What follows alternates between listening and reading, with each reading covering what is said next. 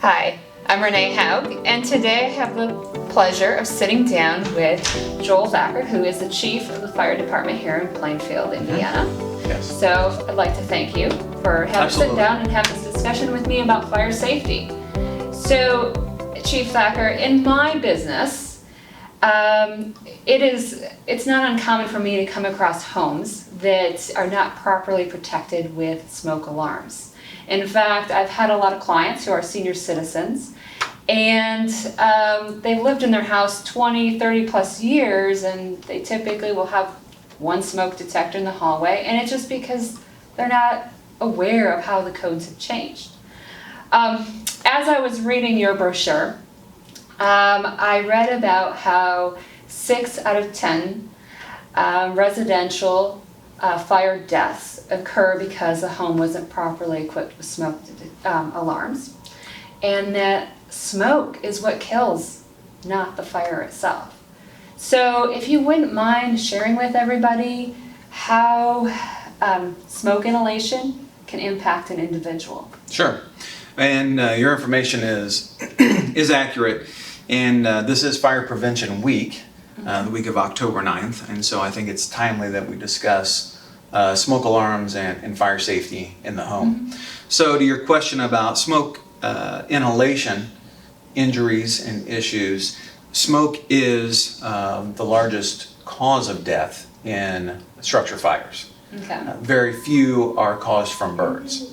And some of the issues with smoke is, of course, thermal burns to the airway, as well as the components of smoke. So we have carbon monoxide, we have hydrogen sulfide, and sometimes we have phosgene gas that are released when products burn. And so those gases cause issues with the individual as well. So not only thermal burns to the airway, but also the gases cause issues and death. Plus we have a decreased level of oxygen in the home. So when we don't have the amount of oxygen that we need, we become confused and we can't think appropriately, which leads to some poor decisions within the home when there is a fire. Okay. I also read that smoke can kill someone in less than a minute. Is that accurate? Is that true? Depending on the level of carbon monoxide in the home, certainly higher levels of carbon monoxide can cause incapacity and death much more quickly. Okay. And I also was reading that smoke can numb the senses. So if someone's sleeping, they may not wake up. That's correct. So you can't really understand that you're going to smell something burning when you're asleep. Yeah. So that is why smoke alarms are so important, that they are in the correct place and they are working to alert you when there's a fire in the home. Okay.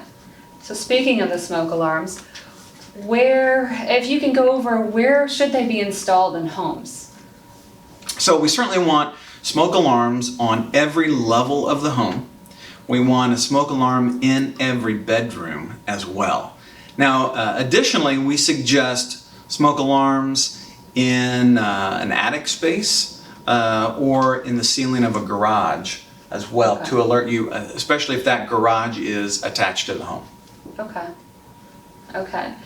So, what are the different kinds of smoke alarms? Yeah, so there are 2 different types of smoke alarms. Okay.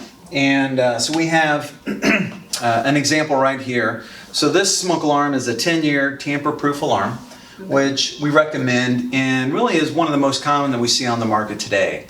And the 10-year tamper-proof means that it comes with a battery that is going to last for 10 years. So once this unit is installed, you really don't need to do anything for 10 years. Wow.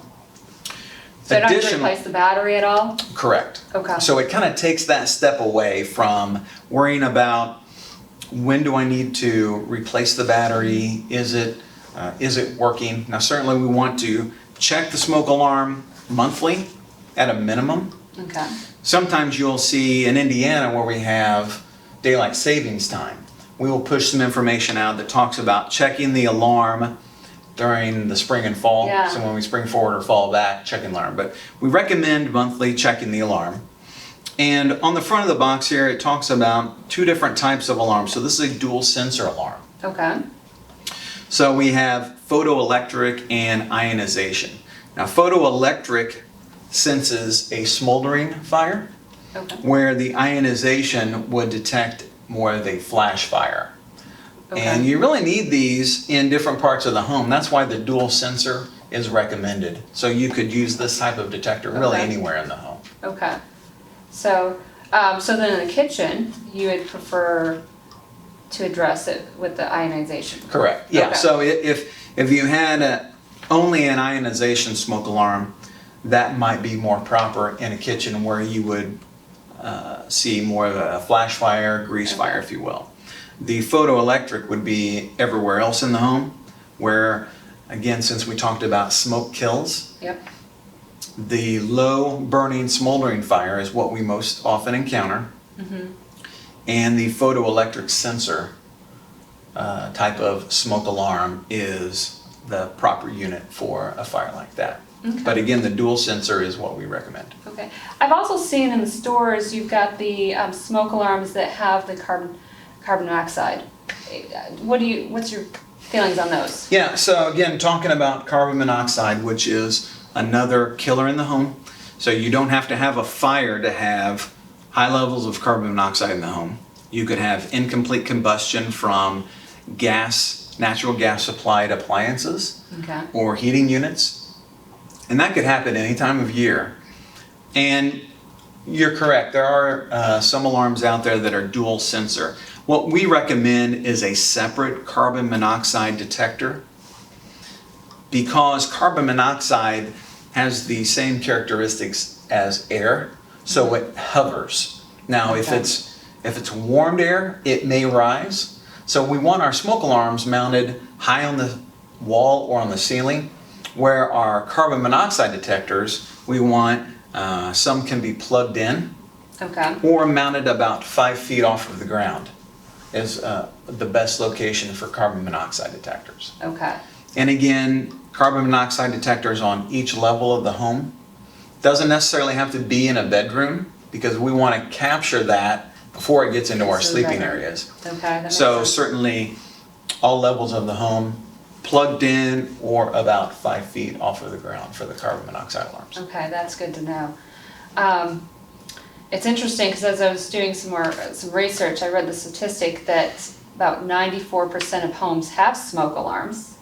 However, only about a third of them are operational. Why is that? What's going on with these smoke alarms? Well, I think we become complacent as well. So we haven't had an issue in our home before. We have a smoke alarm. We hope that it works, or we Yeah. think that it's going to work, and it hasn't chirped. We have no problems with it. And so it's kind of out of sight, out of mind. So certainly we want to check those monthly. And on the units themselves, there's a manufacture date. And on the back of the unit, we'll have the manufacturer's month and year. And so it's 10 years from that date, the entire unit should be disposed of, and you replace it with a brand new smoke alarm. So Okay. these are good for 10 years. Once they reach 10 years, that is their complete lifespan and should be discarded at that time and a new one installed. Okay, that is good to know. What's your feelings on smoke alarms that are linked together? Yeah, those are great, and those are recommended. And most of our newer homes have that type Yeah. of system. Some of your older homes are not going to have them linked together. So again, purchasing detectors every 10 years or replacing those when the battery fails, you start to hear that annoying chirp. Okay. That's what we recommend for that. So certainly if you have them looped together, that's great, because when one alarms, then they're going to set off the alarms in all areas of the house. So maybe Yeah. there's a fire on one side of the house, it's going to alert the entire house. Or there's a fire in the basement or attic, it's going to alert the whole house. So those are great, but not all homes have that.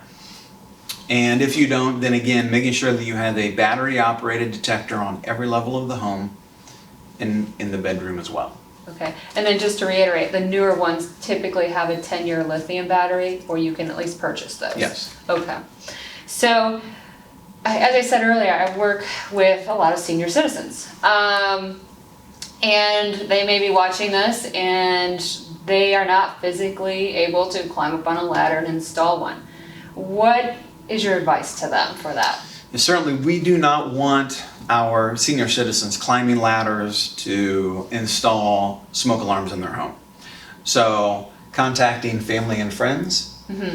If they are unavailable, then I would recommend contacting your local fire department.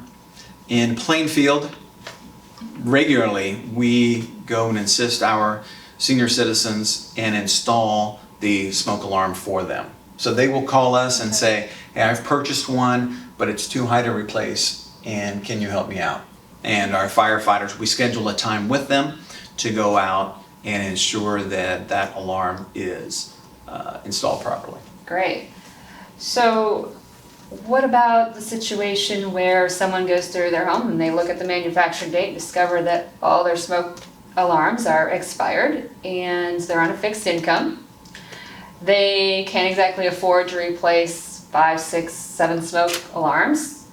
Is there anything that you would recommend or that can be done? Yeah, certainly contacting your local fire department if you are in the circumstance where you have to replace your smoke alarms. And we understand these can typically retail for anywhere between $20 and $30 a piece. So if you had to replace multiple alarms, that could be costly, and you may not be able to do that. So contacting your local fire department. Currently, we have a grant program through the Indiana Department of Homeland Security where they are providing smoke alarms at no cost to citizens that need them but can't really afford them. So through the local fire department, we acquire those and we will come out and install those in their home for them. That's great. That's a wonderful program. Yes. So are there any, so we've really covered the smoke alarms. What other devices should people be thinking about to have in their home? So we've talked about smoke alarms, we've talked about carbon monoxide detectors. Additionally, for those who are hearing impaired, we have a special smoke alarm that we'll talk about in just a moment. For those homes that have 2 stories where bedrooms are on the 2nd floor, we suggest purchasing an escape ladder. Okay. It's one of those pieces of equipment that you hope you never have to use, but if you're caught or trapped on the 2nd floor, you would have a way out. And those you can purchase at any hardware store, local Ace hardware, big box hardware store, and those retail for about $40. Okay. Okay. Yeah, that's some great information. Yeah, I'd like to thank you, Chief Thacker, for sitting down and having this discussion. And I mean, I've really taken away some valuable information, just knowing too where smoke alarms should be installed. The lifespan was a big thing for me, not realizing that there was a 10-year lifespan. So hopefully everyone that's been watching this, you've gained some knowledge and you go through your house and check your smoke alarms to see if they've expired. You check them monthly, test them, and be sure to change those batteries if you need to. So, thank you.